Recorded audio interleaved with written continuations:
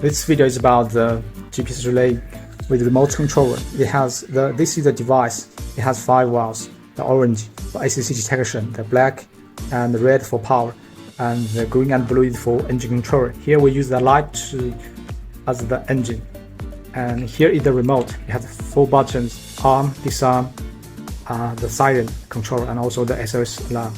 So if we press the arm for 3 seconds, the engine will be off, and if we press disarm for 3 seconds, the engine will be on.